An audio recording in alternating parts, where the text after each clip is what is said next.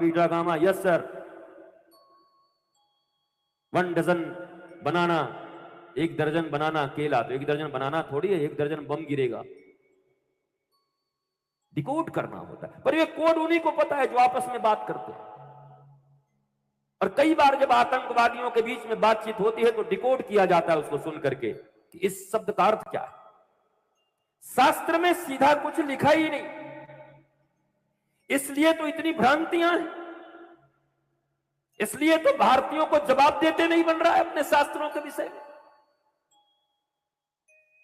शिव महापुराण के विषय में बोलो, श्रीमद् भागवत महापुराण के विषय में बोलो, तुम्हारे जितने भी शास्त्र हैं, अरे मैं ही तुमसे प्रश्न कर देता हूं, जवाब देना है तो दे के दिखाओ। दे पाओगे? जाकिर नायक ने प्रश्न किया, जवाब दे पाए? तो मत बचाओ। जो चीज नहीं जानते उसको बचाने की चेष्टा मत करो। झूठ मूठ का ये मत करो कि हाँ हम महान हैं। यू हैव टू नो, आपको पहले जानना पड़ेगा,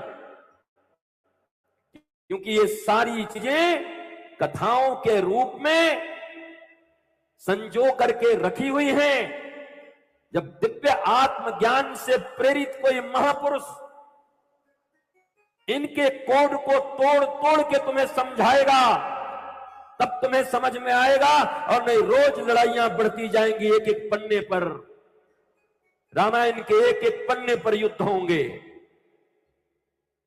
और बचाते रह जाओगे कि ताड़ना का अर्थ ये है, ताड़ना का अर्थ ये है। कोई नहीं सुनेगा, तुम बोलते रहो, सुनने वाले यही इतने हैं। 8 अरब की जनसंख्या में सनातन संस्कृति को मानने और जानने वालों की संख्या कितनी है, और उस सनातन संस्कृति में फिर संप्रदाय कितने हैं, और उन संप्रदायों में भी फिर अलग अलग लोगों के फॉलोअर्स कितने हैं, और सुनने वाले कौन किसके हैं। तो अगर करोड़ों अरबों लोगों में 500 आदमी को अगर समझा ही दिए, चुप ही कर दिए, तो क्या पा जाओगे? कुछ मिलेगा? क्या करोगे? उत्तर दो ना। चिढ़ लगती है तुमको, वो क्यों कर दिया, वो हमारे रामायण के लिए ऐसे क्यों बोल दिया, वो गीता के लिए ऐसे कैसे बोल दिया, वो ऐसे उनको भगवान के लिए कैसे बोल दिया। तो तुम ही जरा वर्णन कर दो कि तुम क्या बोलोगे। तुम क्यों अज्ञानी बने बैठे हो? तुम्हें भी तो 90 साल का जीवन मिला था, तुमने अध्ययन क्यों नहीं किया? वेद वेदांत सार सिद्धांत तुमने क्यों नहीं पिया? तुम जवाब दे देते सामने आकर के, तुम दे नहीं पाओगे, तुम्हारे बच्चे दे नहीं पाएंगे। तो ये जबरी का काम नहीं चलता दुनिया में। ज्ञानी नाम अग्रगण्यम सकल गुण निधानम, ज्ञानवंत होना होता है। And there are big difference between literacy and education, information and knowledge. Information अलग है, नॉलेज अलग है, लिटरेसी अलग है, एजुकेशन अलग है। और शास्त्र शब्द का अर्थ क्या है? जूलॉजी, भूगर्भ शास्त्र। शास्त्र केवल ऐसा थोड़ी है कि यही है, शिव महापुराण शास्त्र हैं, भागवत महापुराण शास्त्र हैं। भूगर्भ शास्त्र, जीवन, भूगर्भ विज्ञान, न्याय शास्त्र, कंप्यूटर का शास्त्र अलग है। शास्त्र, आप तो व्याकरणाचार्य यहां बैठे हो, आप प्रतिपादित करो इन सब चीजों को, और आप करते भी हैं। बड़े तौर पर करना होगा, हमारे विद्यार्थियों के बीच हमें देना होगा। शास्त्र शब्द आया कहां से? सस धातु से। बताइए लोगों को, ताकि वो समझ सके, ताकि वो अनर्गल युद्ध में न जाए, वो उससे सीखने का प्रयत्न करें, डिकोड करें। क्योंकि बहुत सारी चीजें तो ऐसी लिखी हैं कि तुम्हारी बुद्धि में नहीं अटती होगी, तुम भी एक बार चकरा जाते होगे, कहते हो ठीक है भगवान है तो मान। नया साल, नई शुरुआत, नए साल के शुभारंभ भगवान श्री कृष्ण के आशीर्वाद से करें। वृंदावन में बन रहे दुनिया का सबसे ऊंचे कृष्ण मंदिर के निर्माण में योगदान दें। वृंदावन चंद्रोदय मंदिर का निर्माण इतना हो चुका है और इसे पूरा करने में आपका सहयोग अहम भूमिका निभाएगा। भगवान कृष्ण भाव के भूखे हैं। आपके द्वारा प्रेम पूर्वक दिया हुआ हर दान, चाहे कितना भी छोटा हो या बड़ा, उनको अति प्रिय है। स्क्वायर फीट की सेवा करने वाले भक्तों को वृंदावन धाम से श्री कृष्ण प्रसाद भेजा जाएगा और उन्हें मंदिर के उद्घाटन के दिन पूजा में ऑनलाइन भागीदारी का अवसर भी मिलेगा। आइए हम सब मिलकर भगवान श्री कृष्ण का ये अद्वितीय मंदिर बनाएं। वर्तमान समय के आधुनिक विज्ञान से समन्वित महापुरुष के द्वारा जब उसकी व्याख्या होगी, तब तुम भी उसको समझ जाओगे कि हाँ, ये डिकोड कर दिया इन्होंने। वो जबरदस्ती समझाने से कोई बच्चा नहीं समझने वाला। यहां पर हम मुस्कुराते हैं, हंसेंगे, उनके बुद्धि में नहीं आती। माता पिता हैं तो मान लेते हैं, दादाजी थे तो मान लेते हैं, पंडित जी कह रहे हैं इसलिए मान लेते हैं, बट मान लेते हैं, जरा जना दो उनको तर्कों के साथ समझा दो। क्योंकि इंटरनेट के युग में बिना तर्क के कोई कुछ मानने वाला नहीं है।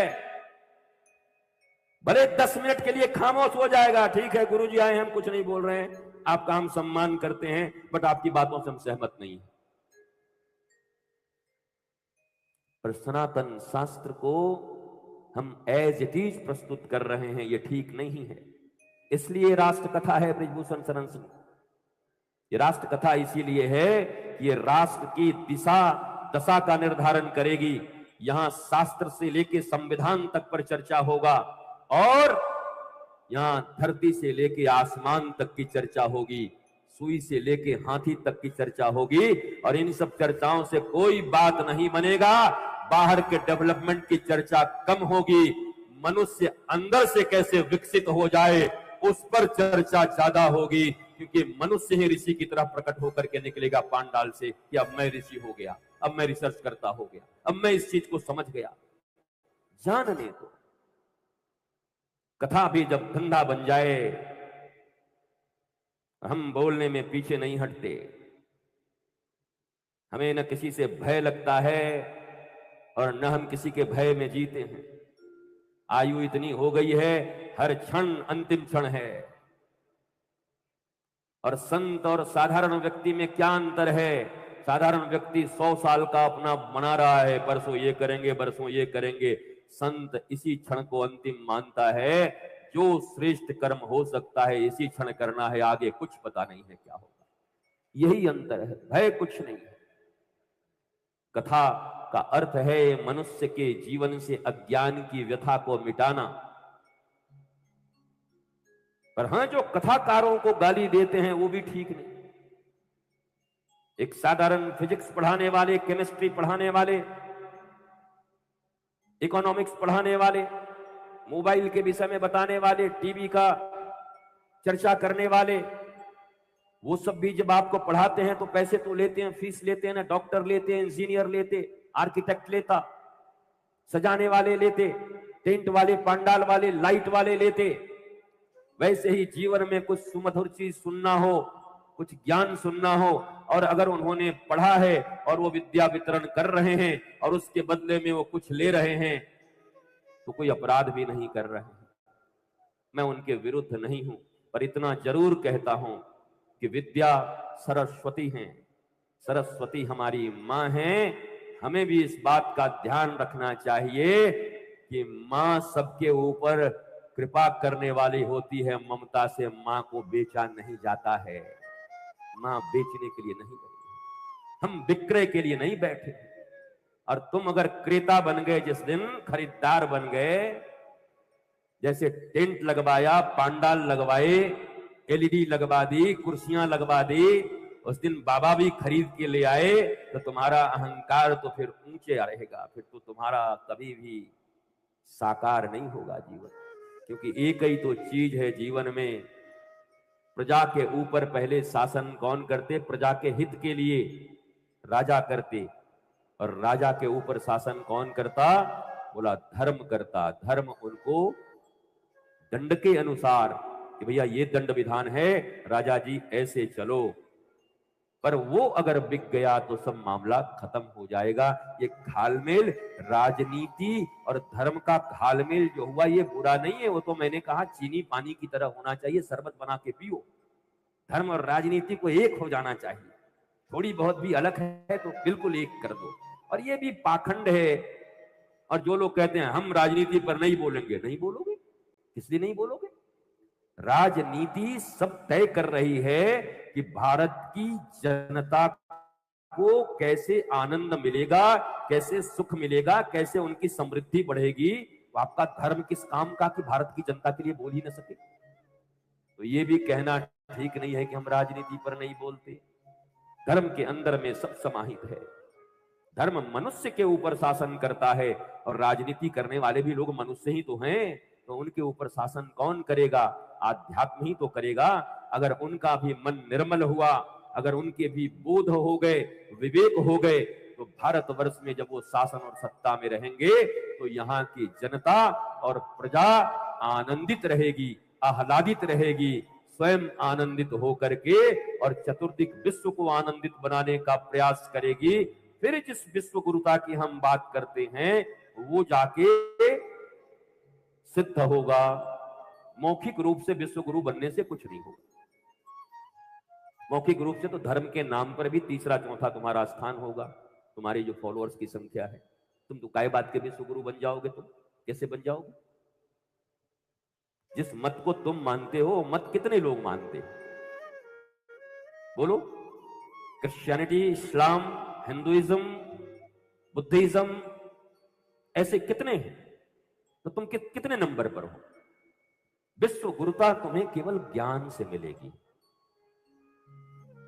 ज्ञान का अर्थ ही है समृद्धि, टेक्नोलॉजी, साइंस। जब हम कहते हैं धर्म का ज्ञान, अध्यात्म का ज्ञान, तो लोग मुंह नाक सिकोड़ने लगते हैं। तो क्या गुरुजी साइंस की जरूरत नहीं है क्या? अरे भाई, साइंस, विज्ञान ही तो कह रहे हैं, टेक्नोलॉजी, तकनीक। ब्रह्मास्त्र बिना टेक्नोलॉजी के बना होगा?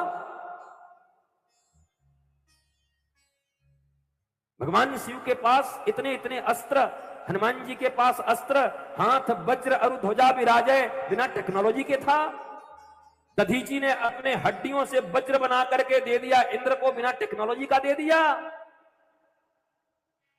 रावण की लंका सुरक्षित थी, बिना टेक्नोलॉजी के था।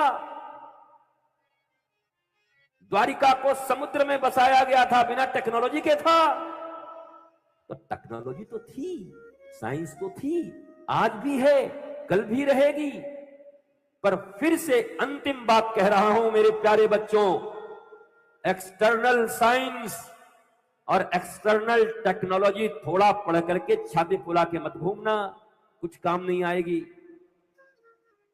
100 बार इस भारत ही नहीं पूरी दुनिया को नष्ट करने के लिए परमाणु और हाइड्रोजन बम का निर्माण हो चुका है। 100 बार समाप्त किया जा सकता है। पर कितना दुर्भाग्य का विषय है, एक आदमी को जिंदा करने का अभी तक उपाय नहीं मिला। मरे हुए किस विज्ञान, किस टेक्नोलॉजी की बात कर रहे हैं आप? गुरुजी हमारे यहाँ चुटकी बजाते ही मशीन चलने लगता है। पर ये मशीन तो नहीं चल रहा है ना, ये मशीन तो तुमको चला रहा है, मन रुला रहा है दिन भर, जरा इसको चलना सिखा लो। बड़े टेक्नोलॉजिस्ट हो, बड़े साइंटिस्ट हो, तो एक बार अपने मन के ऊपर नियंत्रण करने की विधा जो भारत के ऋषियों ने सिखाई थी, उससे आगे की विधा अब ले आओ। उन्होंने जितना सिखाया उससे ऊपर की टेक्नोलॉजी ले आओ। How to control your mind, how to live a blissful life ले आओ।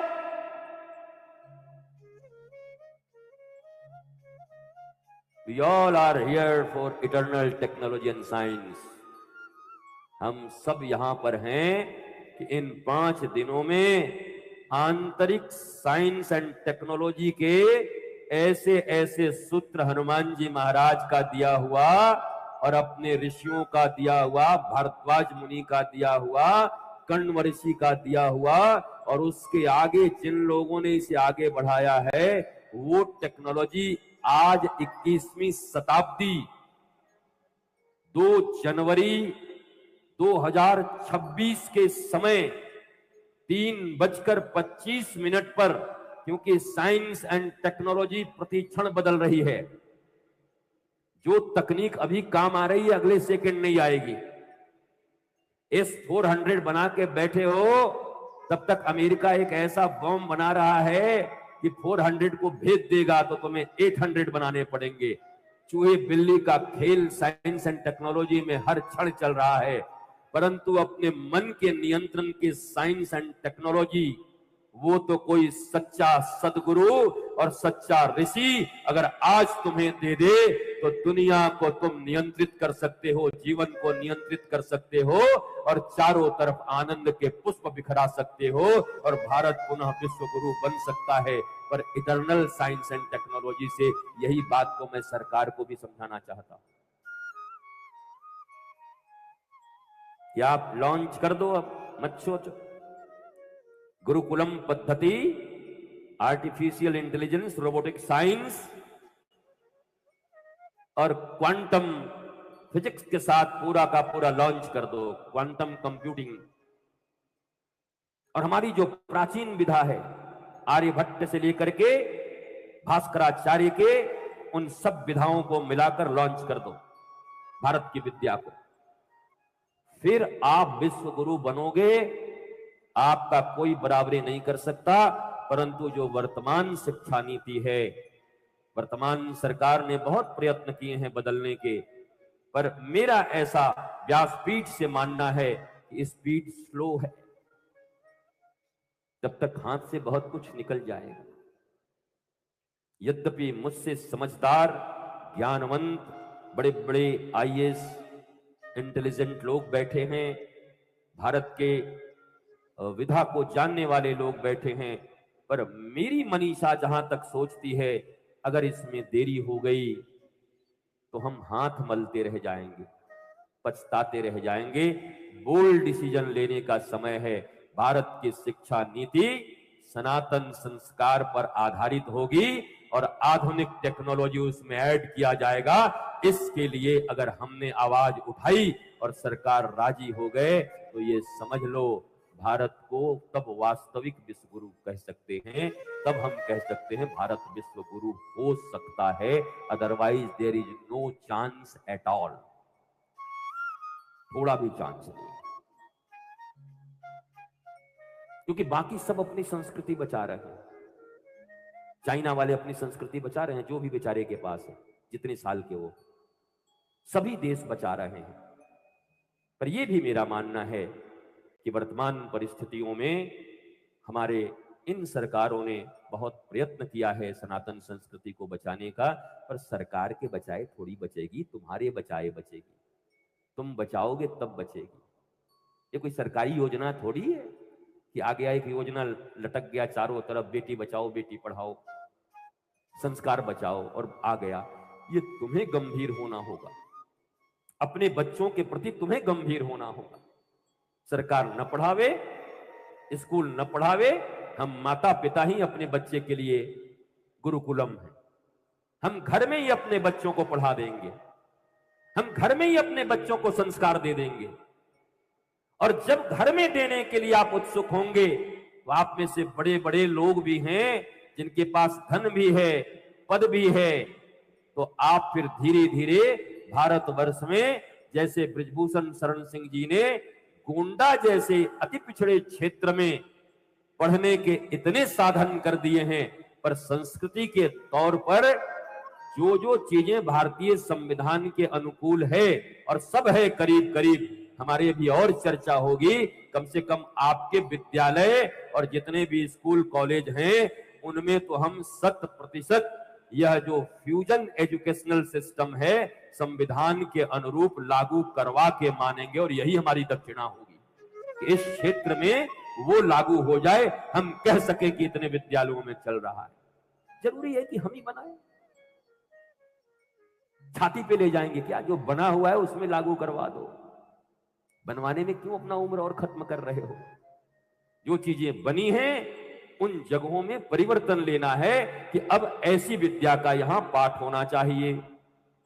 अब मेरे प्यारे बच्चों, गुरु के प्रति भावना श्रेष्ठ रखना, गुरु के प्रति श्रेष्ठ भावना रखने से ही जीवन में उत्थान और उन्नति कर पाओगे। ये तो अयोध्या है, मैं बोलते हुए थोड़ा संकोच कर रहा हूं, पर बोलने से मैं परहेज भी नहीं करूंगा। हमारी इसी देश में एक सहजोबाई हुई, सहजोबाई जिनके गुरु हुए चरणदास, और सहजोबाई और चरणदास के लिए लिखा हुआ है कि सहजोबाई जी का विवाह हो रहा था, गुरु के पास आशीर्वाद लेने आई और गुरु उनकी तरफ देखते ही नहीं थे, देखते ही नहीं थे। बार बार वो घूम के आए, बोले विदाई का वक्त हो गया, अब तो आशीर्वाद दे दो। तब गुरुदेव ने उधर देखते हुए एक वाणी कही कि जाना है रहना नहीं। एक गुरु अपने शिष्या को क्या कह रहा है देखना, एक आत्मा कनेक्ट करो। मरना विश्वाबीस, अरे सहजो तनिक सुहाग पे, दिन काहे उठायो शीस। चरणदास सदगुरु मिले और सहजो शिष्य सुजान, एक शब्द में मिट गई सबरी खेचातान।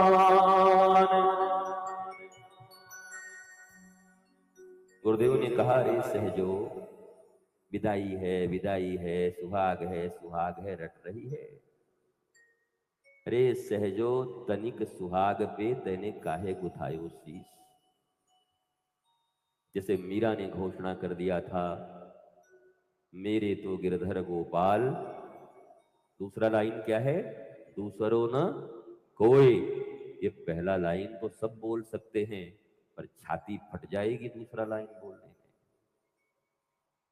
हम प्रौढ़ लोग हैं, बोल देते हैं, पर अगर सचमुच का भगवान सुन लें कि मेरे तो गिरिधर गोपाल, ये तो सब कह रहे हैं मेरे ठाकुर जी हैं, पर क्या दूसरा लाइन बोलने का भी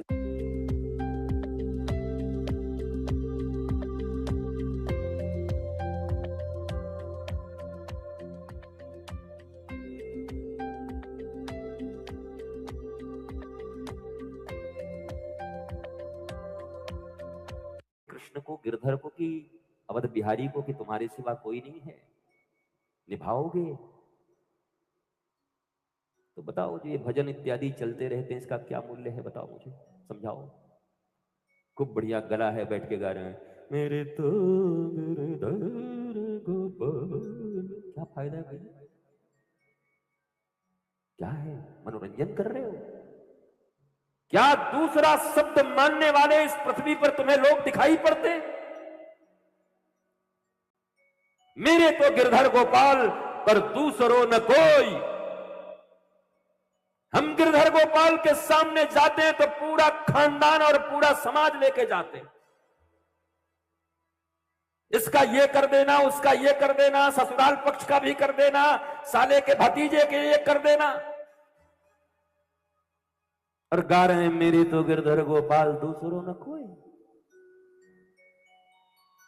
भगवान से भी झूठ बोल रहे। बोला हैबिचुअल हो गए हैं गुरुजी, अभी सब गाने उन्हें का कोई असर पड़ता नहीं है, तो बस आयोजन है, इवेंट है, हो गया। नहीं तो थर्रा जाओगे बोलने में, बोलने से पहले थरथराहट आ जाएगी भीतर में। दूसरों न कोई, कोई नहीं, दूसरा कोई नहीं, धन भी नहीं, यश मान प्रतिष्ठा भी नहीं, कीर्ति भी नहीं, थरथरा जाओगे। तो हम तो बोलते ही रहते हैं, त्वमेव माता च पिता त्वमेव बंधुश्च सखा त्वमेव सर्वम मम देव देव। बीच में और विद्या उद्या छूट जाए तो समझ लेना। त्वमेव बंधु, तुम ही बंधु, तुम ही माता, तुम ही पिता, तुम ही मित्र, तुम ही सखा, तुम ही विद्या। और अंत में जब तुम ही करने लगे तो कहे क्या 1 करोड़ गिनाओगे कि मेरे लिए भी तुम ही, चंदा भी तुम ही, सूर्य भी तुम ही, तारा भी तुम ही। तो लिख दिया तुमेव सर्वम मम देव देव, तुम मेरे सब कुछ हो। पर रोज ही गाते, अभी आरती होगी, अभी उठ जाएंगे हम लोग। ये तमेव माता च पिता तमेव, तमेव बंधु च सखा तमेव, तमेव विद्या तमेव, तमेव सर्वं मम देव देव। सब जब तुम ही हो तो फिर इतना क्यों परेशान हो? क्या लाऊं, क्या छीनूं, क्या कमाऊं, क्या खाऊं, किससे संबंध बनाऊं? जब कह दिया तमेव सर्वम मम देव देव। मैं तो बस आज इतना ही कर रहा हूं कि आप इस भूमिका में आ जाओ कि इस पांडाल में झूठ नहीं चलेगा, और झूठ भी चलेगा तो श्री कृष्ण की तरह चलेगा, धर्म की स्थापना के लिए चलेगा। जब द्रोण इत्यादि को मरवाना होगा तब चलेगा। बताओ, द्रोण गुरु थे और उनको मरवा दिया भगवान। भगवान और गुरु के बीच में इतना कंट्राडिक्शन। गुरु द्रोण और मरवाया किसने? भगवान ने। ये सब प्रश्नों के जवाब हमारे बच्चों को चाहिए, क्योंकि माइथोलॉजी कह दिया, मिथ ग्रीक वर्ड है, मिथ भारतीय शब्द नहीं। पर जरा देखो हम भारतीयों को, वेल एजुकेटेड लोग, वो कह रहे हैं माइथोलॉजी मिथ। अरे जब तुम अपने राम और कृष्ण को मिथ ही कह दिए, तुम्हारी किताबों में छप गई, तो क्या वो बच्चा कभी सत्य मान पाएगा? इन राम को, इन कृष्ण को, इन हनुमान को, इन शास्त्रों को? पर हमें समय कहां है? माइथोलॉजी। आपने किसी मत को नहीं सुना होगा, क्रिश्चियनिटी में दिखाओ माइथोलॉजी, इस्लाम में दिखाओ माइथोलॉजी, पर एक तुम ही निकले जो अपने ही इतिहास पुरुषों को, अरे भगवान नहीं मानना नहीं मानते, इतिहास के पुरुष तो मानते। 2 ही घटनाएं हो सकती हैं, या तो मैं जो अपने आंखों से देखूंगा उसको मानूंगा, नहीं तो 200 वर्ष पहले अकबर को मानूंगा, उनको मानूंगा। तो फिर राम को क्यों नहीं मानोगे? क्या अकबर को तुमने देखा था? देखा है? इतिहास है, किसने लिखा है? जिसकी सत्ता होती हो इतिहास लिखते हैं। तो 1000 वर्ष से जो तुम गुलामों की तरफ भारत में दौड़ रहे थे इधर उधर, तुम्हारे इतिहास किसने लिखे होंगे? और तुम पर गुलामी थोपने वाला, तुम्हारे ऊपर शासन करने वाला, क्या तुम्हारे ऐसे इतिहास लिखेगा जिससे तुम्हारा बल, तुम्हारे पौरुष फिर से जग जाए? क्या तुम्हारे सत्य को कभी उद्घाटित होने देगा? रोमिला थापर के इतिहास पढ़ के बड़े हुए हो तुम, पर कहां है तुम्हारे इतिहास? तो प्रश्न तो ये भी है, और ये प्रश्न हम इन बच्चों से करके क्या करेंगे? ये प्रश्न समाज के एलीट क्लास के जो लोग हैं, well educated, well settled person, जो सेटल्ड, जिनको लोग सुनते हैं, जानते हैं, जिनको लिटरेसी और एजुकेशन में अंतर पता है, जब वो कुछ नहीं करते तो कोई और क्या करेगा?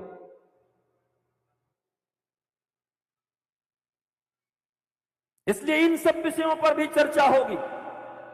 अगर राष्ट्र कथा नाम है तो राष्ट्र के वर्तमान समय में जितनी भी समस्याएं हैं, उन सारी समस्याओं पर चर्चा होगी, और शास्त्रानुकूल और आधुनिक विज्ञान के और समाज के अनुकूल उसका समाधान भी होगा।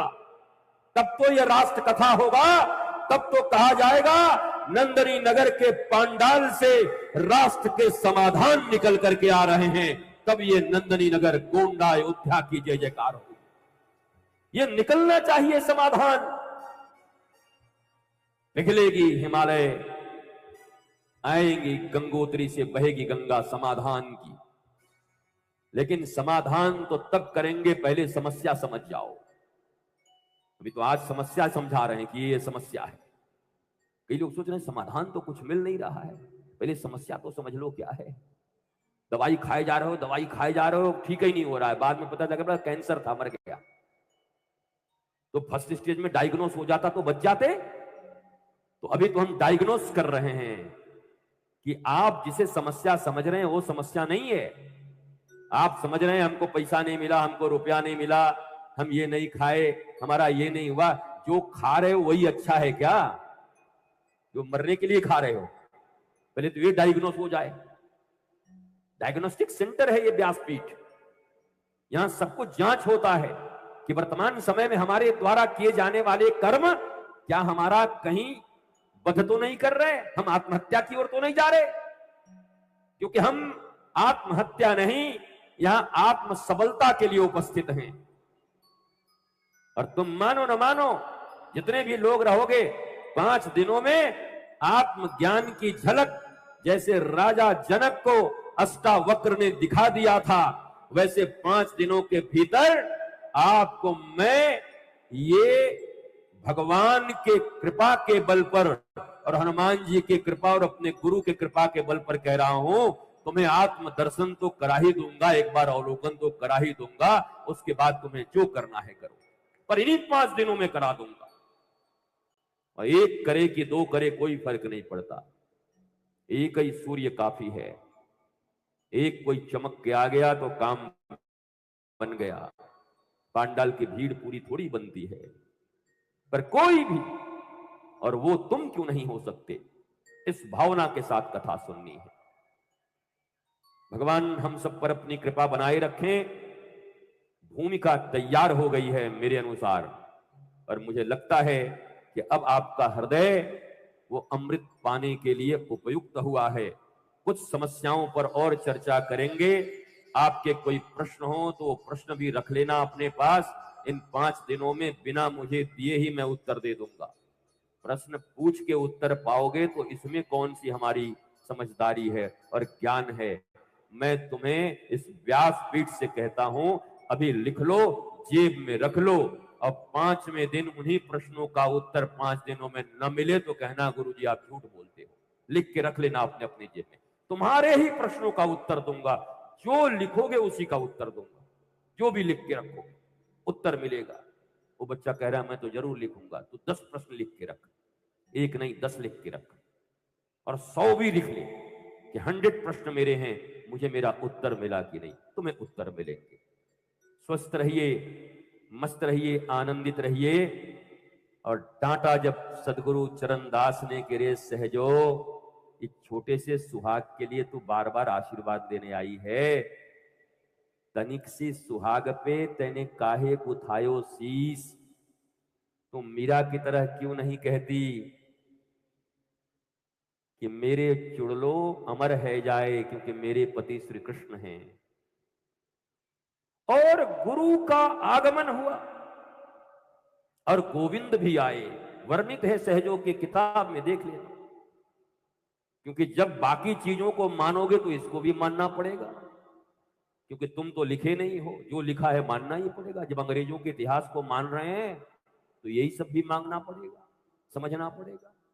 तुम्हारे वेद शास्त्रों को भी तो लोग कह दे रहे हैं कि 2000 वर्ष पहले कागज का यही नहीं हुआ था आविष्कार, तो तुम लिख कैसे दिए? तो श्रुत से आया, कहां से आया? शंका करने वाले करते रहते हैं। और हमें बड़ी प्रैक्टिकल तौर पर चीजों को स्वीकार करके लोगों को सिखाना चाहिए। हमें नहीं वो करना, हमें नहीं दिखाना बड़कपन अपना, ऐसे बोलेगा ये ऐसे आया, नहीं नहीं नहीं, नहीं कुछ नहीं।